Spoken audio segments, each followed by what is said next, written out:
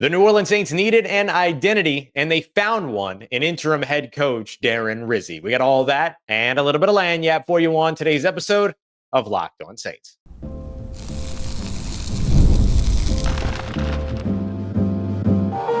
You are Locked On Saints, your daily New Orleans Saints podcast. Part of the Locked On Podcast Network, your team every day. What is good, Who Dat Nation and Who Dat family? I am your host, your friend, Ross Jackson, New Orleans native, your New Orleans Saints expert and credentialed member of the media covering those New Orleans Saints as a Saints beat writer over at LouisianaSports.net and Saints analyst with WWL TV. And on today's episode of Locked On Saints, veteran defensive end Cameron Jordan seeing the most snaps of his season so far, and head coach Darren Rizzi says he played the best game of his season so far, what that means for the veteran defensive end and the New Orleans Saints defense. We'll also take a look at Joe Woods, New Orleans Saints defensive coordinator, who moved into a play calling role, the impact that he had in this game. And we're going to lead everything off with the Saints, who just never let up attacking, even when things weren't going their way, especially over on the offensive side of the football. And we're going to look at each one of these stories with the help of Darren Rizzi and some of the quotes from his press conference on Monday.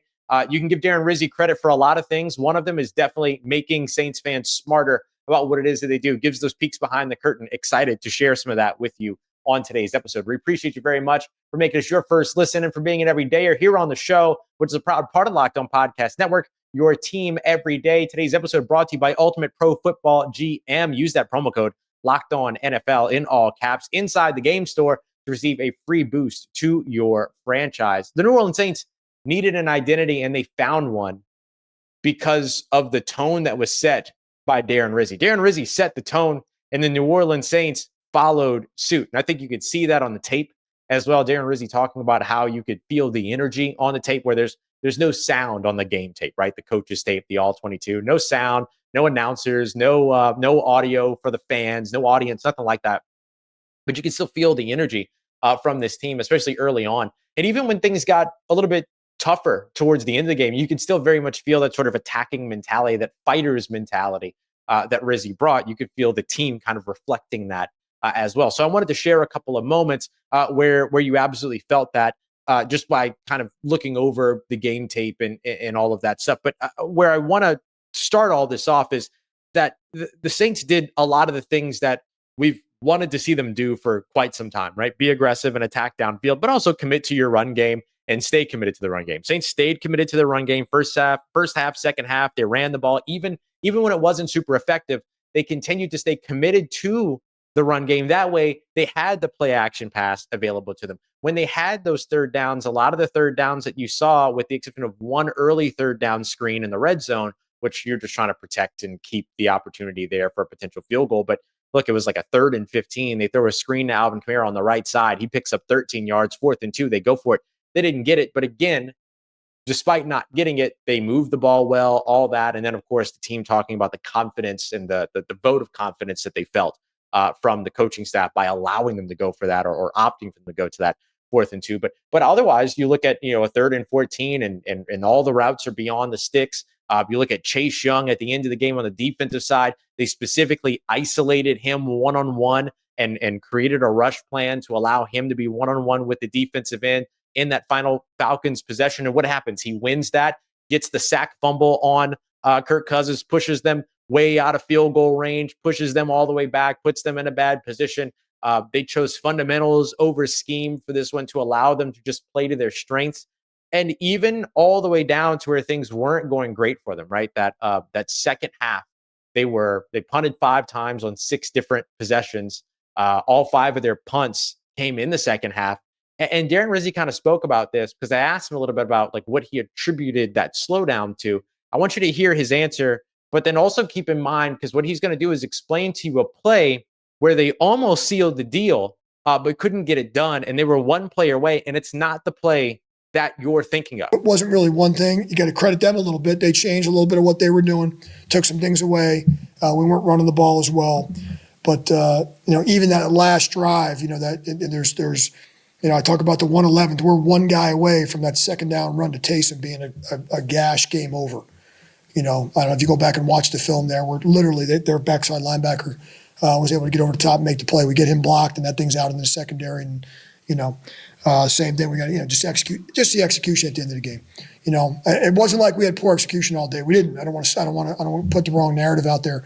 But it's just the inconsistency. But big difference between first half, second half. So when you punt 5 times in one half, that's not good. Not good, but I mean, still great to see. There was effectively 2 play calls at the end of the game that were solid, good play calls, and it just came down to execution. Obviously, you had the Alvin Kamara kind of fade off of the trips bunch over on the left side that could have gone for probably a touchdown. He's probably gone if he catches that, or at least catches it and slides and kind of gives himself up and lets the clock keep running and all that. But another one that could have iced it was that play that Rizzi mentioned right before that, with this gash run to the left side with Taysom Hill under center or in the shotgun.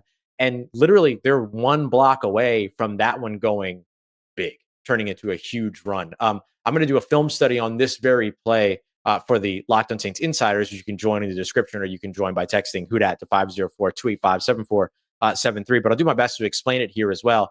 Taysom Hill gets the snap. This is on a 2nd and 8 from the New Orleans 40 with 1 minute and 53 seconds left. They've been burning the timeouts of the Atlanta Falcons. Good clock management, good game management at this point. One of those other kind of benefits to having a special teams guy as your head coach. He knows every rule. He knows how to game manage. He knows how to clock manage, all that stuff. But the Saints come out in their jumbo set. Oli Udoh is the extra man, the big 6th offensive lineman over on the left side. Something the Saints haven't done a ton of so far this season. They send Adam Prentice in motion from right to left. And once the ball is snapped, the look is perfect. Foster and Oli Udoh crash on the outside to kind of shield off and give kind of the inside portion of the lane. Adam Prentice wins his one-on-one over on the outside. Cesar Ruiz is pulling from the right side to the left side. He's one-on-one with Caden Ellis. He wins that. The only thing that goes wrong is Nate Lampman is over the top, the inside linebacker that Rizzi was mentioning. He's over the top. Talaiasi Fuanga gets to the second level, but then Lampman beats him to the outside. And when he beats him to the outside, he ends up filling the gap. But if you see it, and I'll show you this on the insider program, man, if he gets that one stop, like there's no one in that gap. Everyone else wins. And so it was really just an execution thing. There's those times where we have those conversations. Is it execution? Is it play calling? This was an execution thing, and this was one guy away. And then the very next play, they were one guy away as well with the Alvin Kamara drop.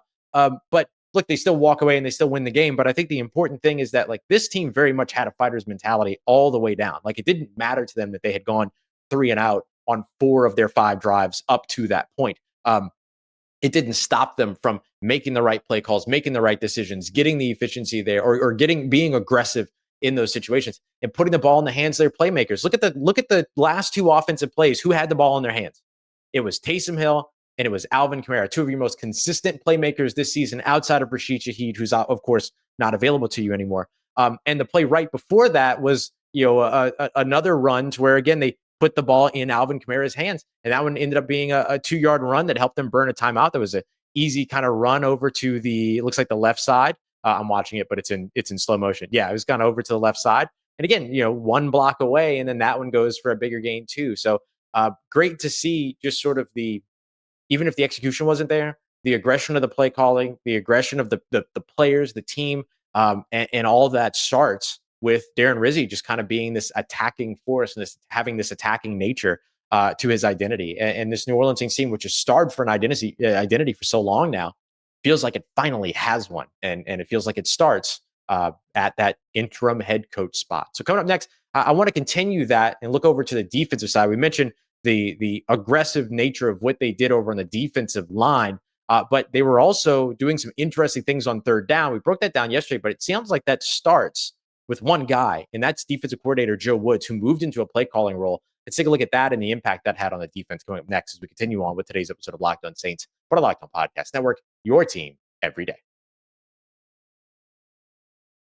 Today's episode of Locked On Saints brought to you by our friends over at Ultimate Pro Football GM. They're back, and they have added an amazing new game mode that I'm so excited to tell you about. This is the game that allows you to be able to step into the shoes of a football general manager and lead your team to glory. Well, now there's a head coach mode as well. So now in addition to building your dynasty by drafting players, signing free agents, hiring or firing coaching staff, you also get to call offensive plays during games as well. So this realistic game just got even better. It's if you already have it installed, all you have to do is update it. If you don't, make sure you go and download it today. I love it. I know that you'll love it too. Ultimate Pro Football GM is completely free.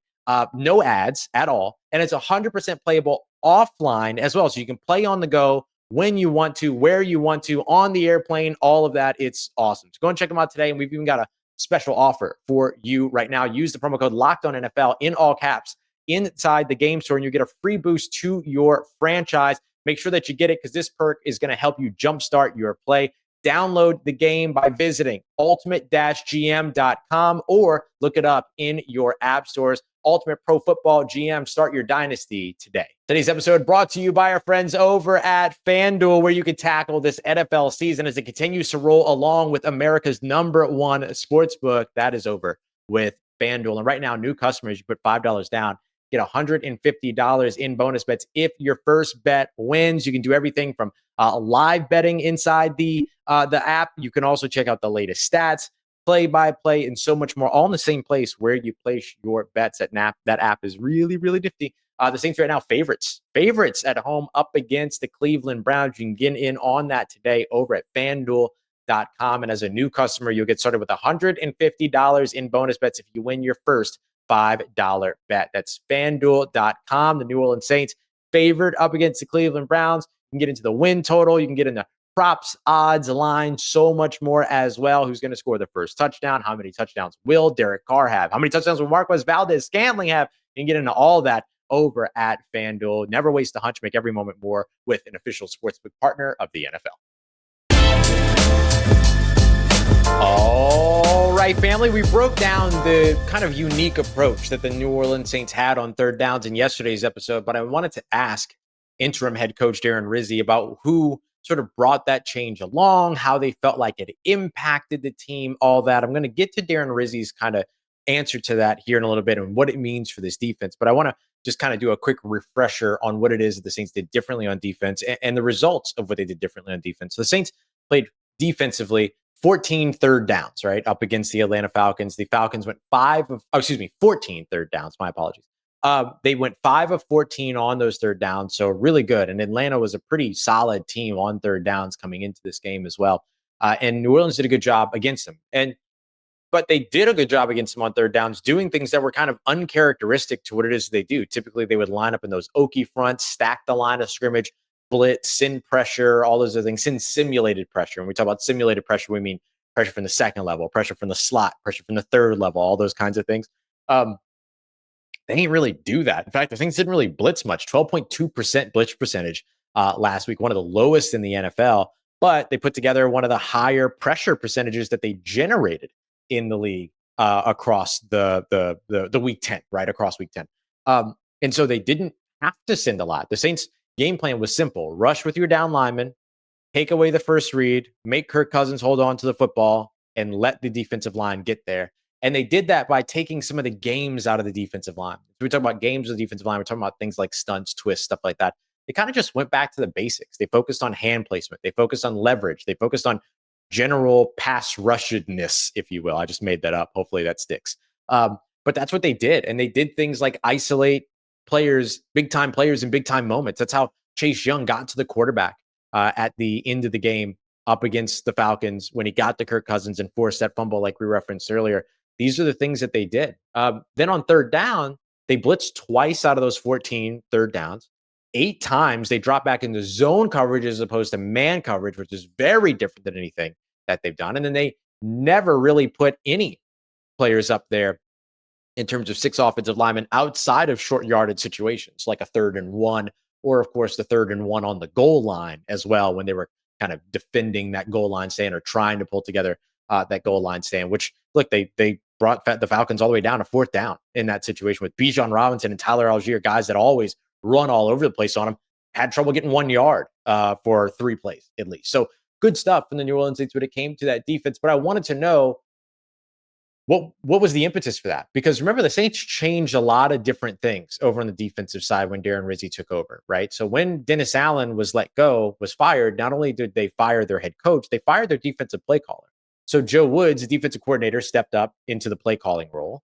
And then Joe Woods also works with guys like Marcus Robertson, the defensive backs coach, to kind of prepare for the passing game. Then they took Todd Grantham, who was previously a defensive line coach, moved him off the defensive line, turned him into basically an advisory role with Joe Woods, helping with the run game alongside linebackers coach Michael Hodges. So now all of a sudden you have all these guys kind of contributing game planning, doing all these things, not too terribly dissimilar from what they did before, but you could see kind of the symbiotic effort over on the defensive side. And then in the meanwhile, on the defensive line, they moved Brian Young into, they didn't change any titles here, but Brian Young effectively became the team's defensive line coach, right? So he's the one that's been working with the defensive line coach. And in doing that, push those fundamentals, went away from the scheme, focus more on all those things.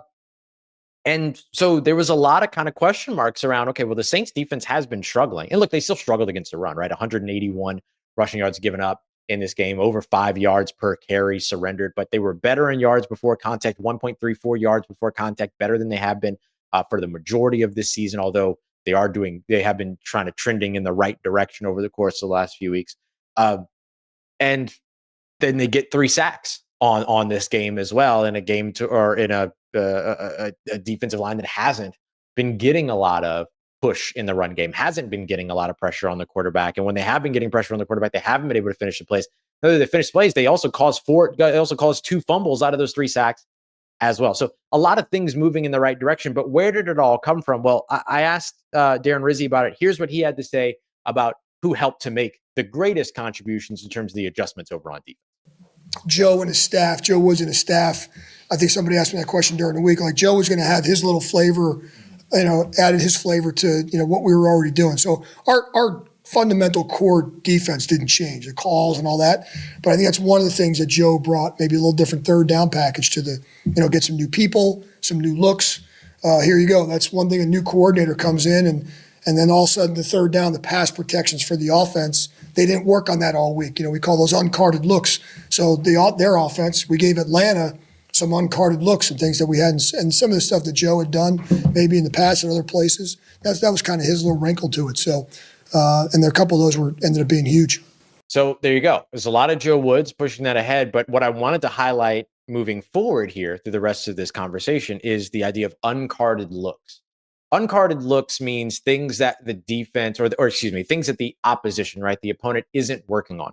What will happen is that they'll utilize what's called a show team, which is typically your backup quarterback and maybe some of the practice squad, or maybe your third string quarterback and some of the practice squad and stuff like that. And they'll run what's called the show team. And the show team basically runs things that your opponent is going to run. It's why I chuckle all the time when people are like, stop talking about scheme, because then the opponent's going to know. Everybody knows. Like, everybody runs the same stuff every week. Like, everybody knows.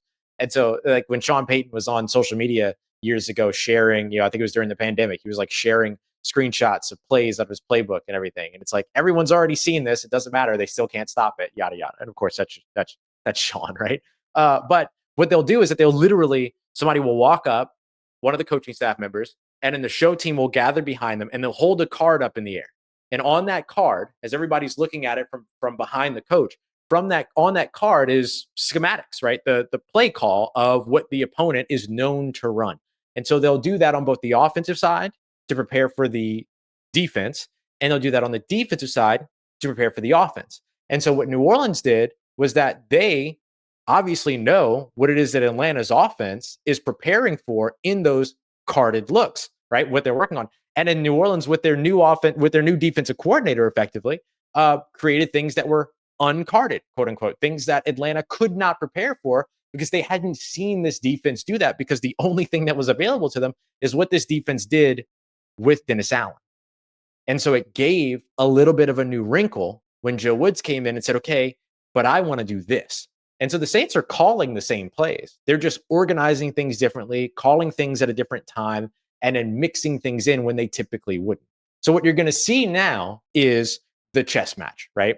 How much does New Orleans adjust back next week to what Dennis Allen usually did? How much do they continue to change things? How much do they stay the same from what they did against Atlanta? And how prepared are the Cleveland Browns now, having seen what the Saints did against Atlanta on film? So you're going to see the preparation, which was a big theme all throughout this game, was how much the preparation Wednesday, Thursday, and Friday and Saturday led to this team being ready to get a win on Sunday. So now, how does the Cleveland Browns preparation and the New Orleans Saints preparation this week end up meaning something going into Sunday's game? So something big to watch, right? Because there's only so many of those wrinkles, so many of those unknowns that you can throw on a week-to-week basis.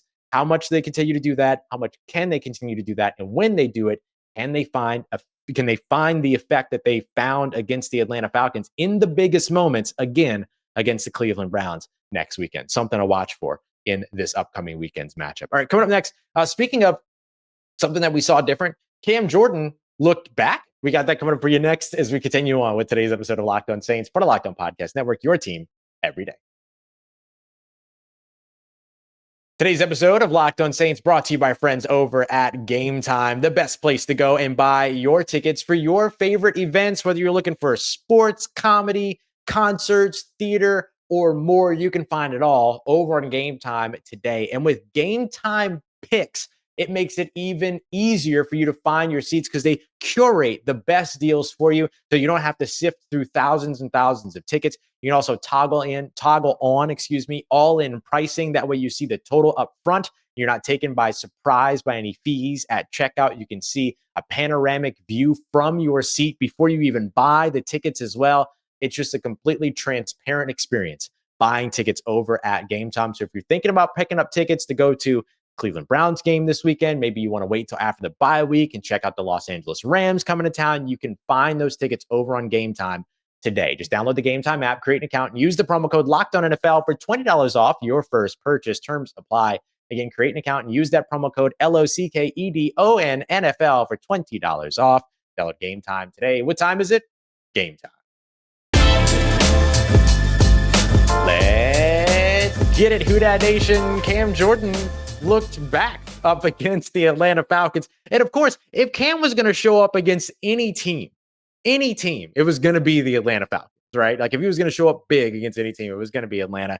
His least favorite team. He even had the four knuckle ring that said hate on it after the game. I mean, he eats this up. He absolutely loves this. And of course, he gets this big sack on Kirk Cousins, and the Atlanta Falcons. And it just kind of felt like vintage Cam in that moment. He runs over the offensive lineman, aided by a little bit of a trip there. It happened on a couple of occasions. Peyton Turner had one. I believe it was Caleb McGarry that stepped on. I think it was either he stepped on Chris Lindstrom or Chris Lindstrom stepped on him, and he went toppling over. And he was able to get a free shot in on Kirk Cousins. That was the first forced fumble.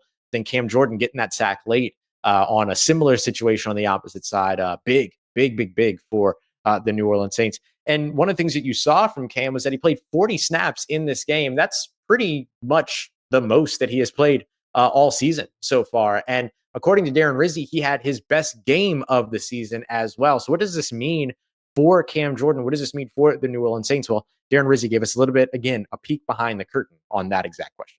I think yesterday's game was very conducive to Cam. I think he executed very well. Quite frankly, I think probably Cam, if you talk to the defensive coaches, and from what I saw from watching the film, Cam probably had his best performance this year. And it's not only he made a couple of splash plays, just the whole 40 plays that he played were good. But yeah, I mean, that may fluctuate week to week. Probably want to definitely get him more than 10 like he had the week before, and somewhere 40 might be his max there. But so he kind of maxed him out yesterday. But no, listen, all good. I thought he played very well, and he made a couple of big plays in the game. He did, and we talked about one of the big plays that he did make, but I want to highlight 42 snaps in this game up against Atlanta. The week before, 10.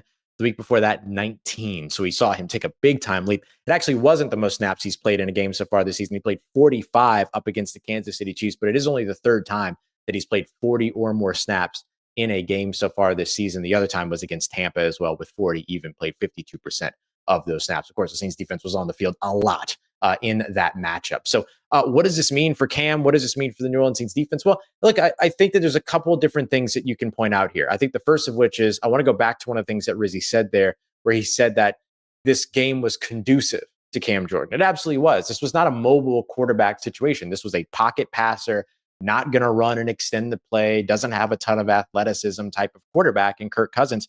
That's perfect for a guy like Cam, who maybe can't chase down, the Patrick Mahomes of the world anymore and all these other things. But if you can get him the opportunity to be able to take a quick angle around the bend and run the arc and run over an offensive lineman and get a straight shot to your statue of a quarterback, yeah, that's a great situation for Cam. And so you utilize that power, that bull rush ability, all those other things, and that quick point A to point B straight line type of mentality that you can get and type of play style that you can get from Cam.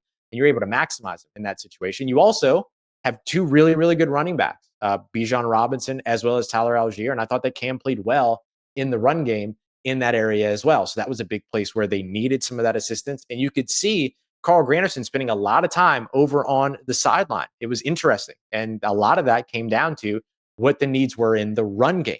And so that's why you saw a lot more Cam Jordan in this game. You have not statuesque, but you have a statue of a quarterback that doesn't move a lot.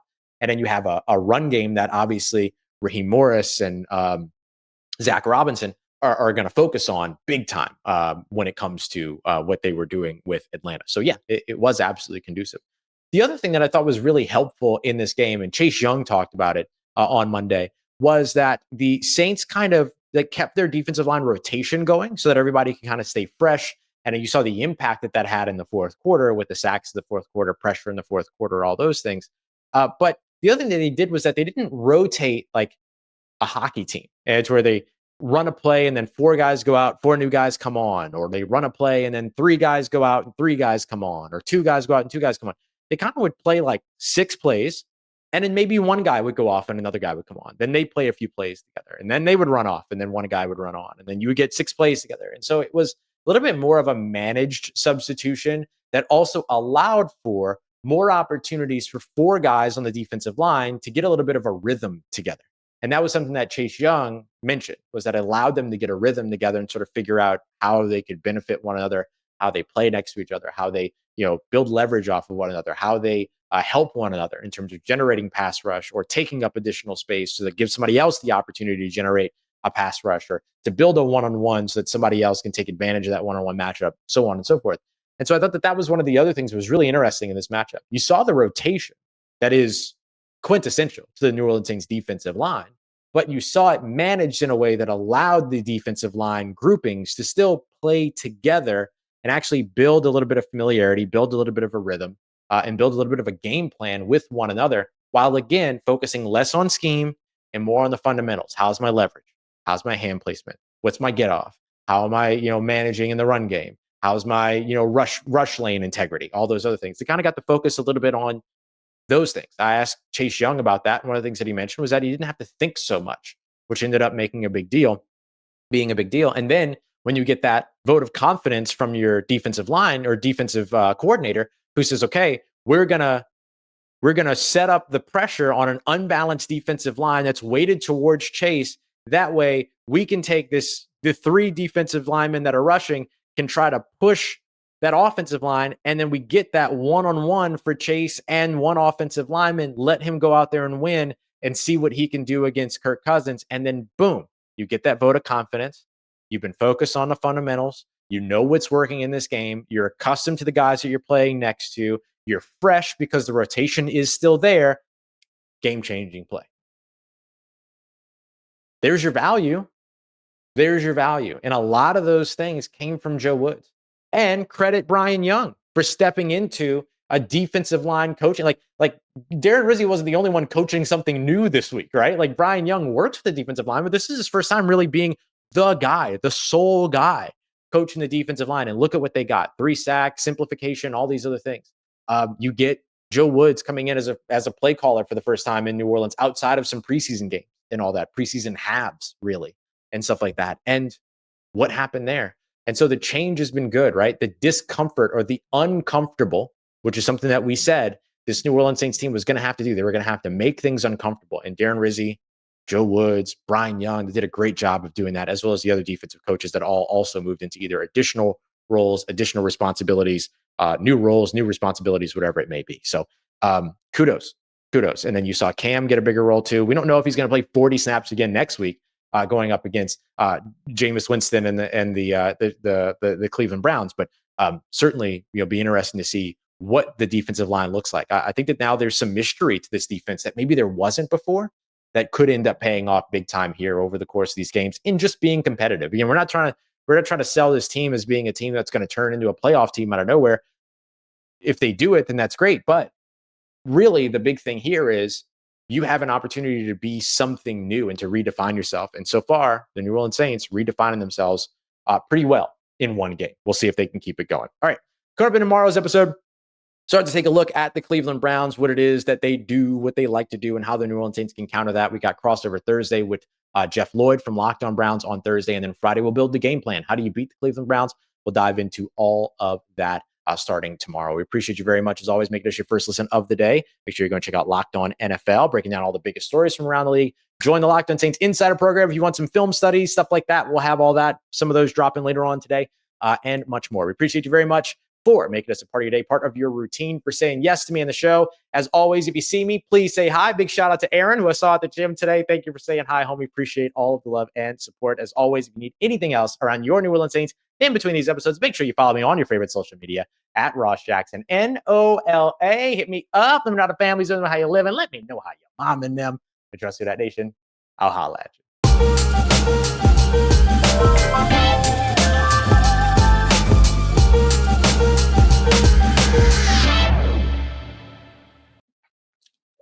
Oh, yeah.